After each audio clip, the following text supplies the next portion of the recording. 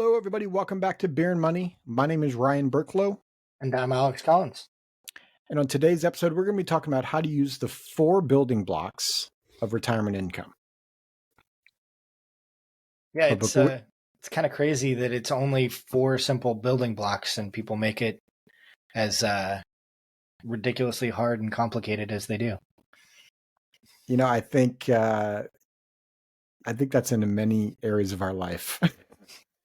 If you think about like food, right? We overcomplicate like our diets.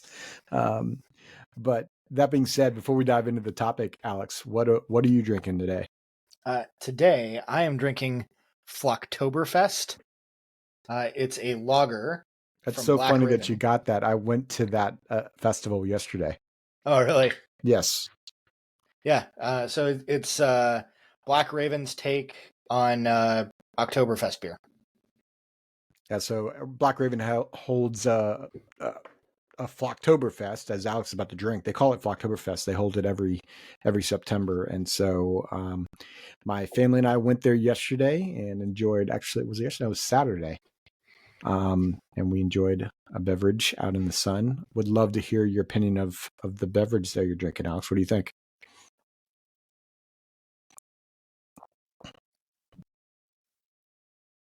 It's a little bit darker than most lagers. I like it. It's got a nice rich taste to it. Clocks in at 5%. It's a lager, so it only has 26 IBUs, so it's a lot lighter, a lot less hoppy than what we normally drink. But no, this is a great Oktoberfest beer. So I'm drinking also Black Raven. So it's really funny we're both drinking Black Raven. This one's called Mecca Raven Double IPA. Ooh, that is a good beer. And I'd actually never heard of this beer. It's 8% alcohol, so another doozy here for me. Just had my first sip. It's pretty solid. A little sweeter than I expected, actually. So there's a sweetness to it that I didn't expect. But the first taste was quite delightful. So Black Raven, obviously that became we should have just had titled today's episode under Black Raven, but they make solid beer. Check them out. They're based out of Redmond. They actually got a brewery now in Woodinville, which is one we went to. But check them out. They make great beer. Yeah, well, most of their stuff, being Black Raven, most of their stuff is bird related, hence Flocktoberfest. Yep. So, well, it's cool. Let's dive into this, Alex. So, to your point, our industry can make a lot out of nothing, maybe sometimes, or try to complicate stuff when we're trying to simplify it, even though I think the analytics in us try to make it harder, or maybe explain it harder than what it really is. So there are 4 main building blocks. Let's talk about the 4 first, and then we'll dive into what each one of them are. Right. Sure. So go ahead. The first one is earned income. This can be actively earned income, like working at a W-2 job or working for your own company, or it can be passive, owning part of a company and receiving a K-1 or receiving dividends or earnings or profits from that company. Rental real estate can also fall into passive earned income. So that's one, earned income. The second is investment returns. And this can either be like capital appreciation. You bought a stock for 10, it's now worth 12. And so like you're gaining 2 from like the ultimate sale of that stock. Or it could be dividends. The stock paid out a dividend, or you're receiving an interest payment from a high yield savings account or a CD or a bond or something of that nature. So that's the second, is investment returns. The third is a return of principal. So you've got money that's just sitting in a bank account. You're intentionally spending it down to 0. It's a return of your own money. You're just liquidating an asset. The fourth is some version of an annuity. This can be Social Security. This could be a pension. This could be an actual product called an annuity. And there's a boatload of different versions of this thing. Some are good, some are bad. They all serve a purpose. There's not any one thing that is good or bad. It's all about how you use it. But annuitization is basically just a guaranteed stream of payments over a set time period. And that could be, like, most often it's your lifetime or yours and your spouse's lifetime. So those are the 4 building blocks: annuitization or guaranteed income, return of principal, investment returns, or earned income. Yeah. And as many people get to retirement, I would say there's probably 2 of these that are mostly spoken about.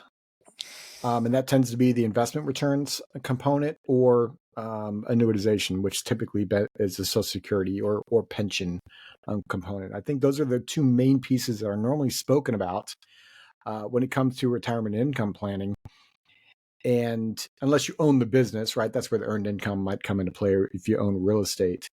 But all 4 of these building blocks, if you've set yourself up, I know our listeners are not typically in retirement, right? So this isn't about, how to distribute your wealth, like what's your strategy, but more of, if you don't know what these building blocks are and you don't know how to maybe leverage or have the flexibility of using each one of these building blocks, and you're not making those decisions today, thinking with the end in mind, you might get to retirement and then go, I wish I would have thought more about X. Yeah. Like, we And constantly, inevitably, when we're working with our clients, especially someone that's about to retire or in retirement, and we're maybe redistributing some of their assets in different ways, almost every time they come back and they say, I wish I would have thought or known about this earlier. yeah. Yeah, it's something where the reason that we're talking, the primary target audience for folks that are listening to Beer and Money are folks like yourself and myself that are 35 to 50, and like you're just chugging away through the accumulation phase. And that's great.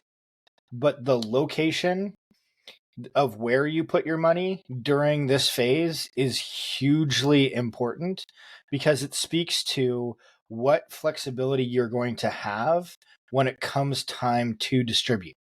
We may not have access to some of the more uh, tax advantageous or structural advantageous or rate of return advantageous methods of creating income in retirement, depending upon where our dollars are located when we get to retirement.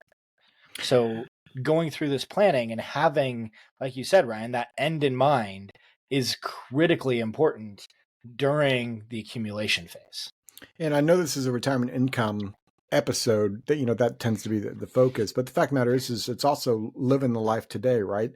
Most of the people that look like you and I, we were just discussing this, right? They've got concerns about their kids being successful. And it starts with, how bad am I messing up my kid? Or how do I save for college, or how do I pay for college, or right. But how I want to make, we want to make sure our kids are successful. How do we go about doing that? We're now getting maybe calls, or maybe we're getting questions or concerns, or maybe we're developing our own questions or concerns, possibly about our parents, right? Different things that are coming up there. And that's an issue. So that's another issue. Then we've got, well, how do I live my life today without sacrificing my life tomorrow? Right. And the goals that we've got. So we've got these, 3 or 4 real priorities. And the question is how do we accomplish all of that? Well, back to these 4 building blocks, financially speaking, this is what you should be looking at is developing that those building blocks and the strategic aspect around having the flexibility of them. Whereas most people, when they think of retirement, Social Security or the pension's kind of often like maybe going to happen, maybe not going to happen. Like if you're reading the news today, and it's more about, okay, how can I shove as much money into this retirement plan? And that's their plan. they're worried about accumulating as many blocks as they can, instead of trying to figure out how the blocks go together to actually build a complete picture. And it's one of those things where, like, if you accumulate a whole bunch of blocks, but they're all stacked higgledy piggledy, and like it's not, there's no thought process put into it, like one strong breeze and it all comes crashing down, as opposed to like a well thought out, well designed, like brick by brick approach where all of the pieces fit interlocking together, like it's just going to stand up to issues and concerns and trials and tribulations so much better and just work more efficiently and effectively. So the same dollar will go further because we've got a coordinated tax plan. We've got a plan to deal with volatility. We've got a plan to deal with longevity or morbidity. Like all of these different components that go into a retirement plan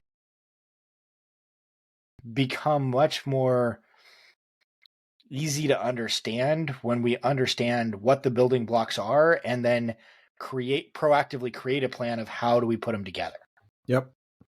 And this is why looking at these 4 building blocks and having them all is huge, because that's what provides the different flexibility, different access points, different tax structures that enable you to do everything we've been talking about.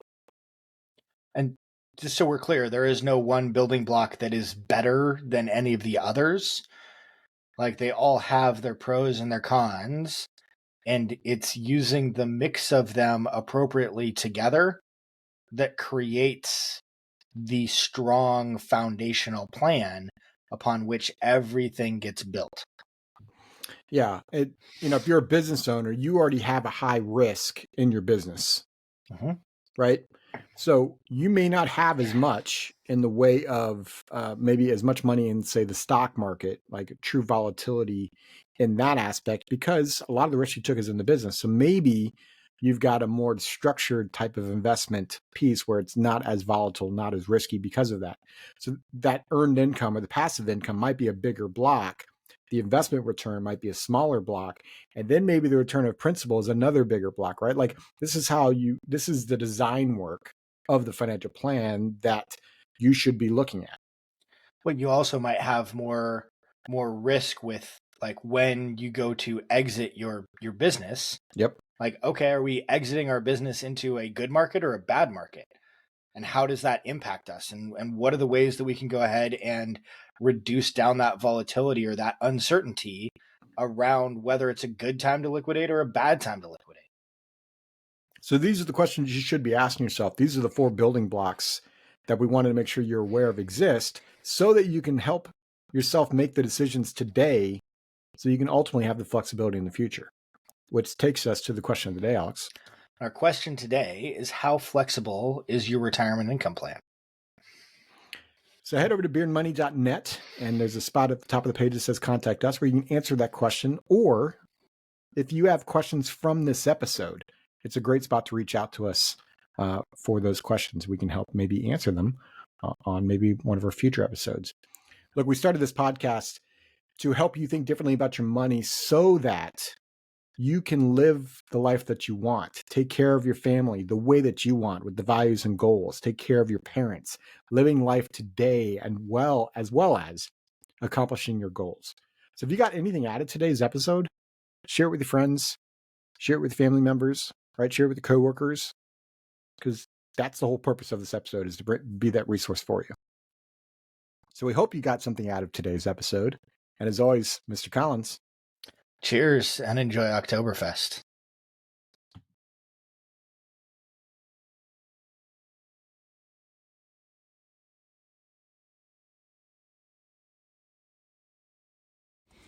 This podcast is for informational purposes only and is not to be construed as tax, legal, or investment advice. Although the information has been gathered from sources believed to be reliable, please note that individual situations can vary. Therefore, the information should be relied upon only when coordinated with individual professional advice. Guest speakers and their firms are not affiliated with or endorsed by Park Avenue Securities, Guardian, or Quantified Financial Partners, and opinions stated are their own. Guardian, its subsidiaries, agents, and employees do not provide tax, legal, or accounting advice. Consult your tax, legal, or accounting professional regarding your individual situation. All investments and investment strategies contain risk and may lose value. This material is intended for general public use. By providing this content, Park Avenue Securities LLC is not undertaking to provide investment advice or a recommendation for any specific individual or situation, or to otherwise act in a fiduciary capacity. Please contact a financial representative for guidance and information that is specific to your individual situation. Ryan and Alex are registered representatives and financial advisors of Park Avenue Securities LLC, OSJ 200 Market Street, Suite 1850, Portland, Oregon 97201. Phone number 503-221-1226. Securities products and advisory services offered through Park Avenue Securities, member FINRA, SIPC. Financial representatives of the Guardian Life Insurance Company of America, Guardian, New York, New York. Park Avenue Securities is a wholly owned subsidiary of Guardian. Quantified Financial Partners is not an affiliate or subsidiary of Park Avenue Securities or Guardian. Ryan Burklow, CA Insurance License Number 0K24924. Alexander Collins, CA Insurance License Number 0H24806. Pinpoint number 2023-162623. Expiration October 2025.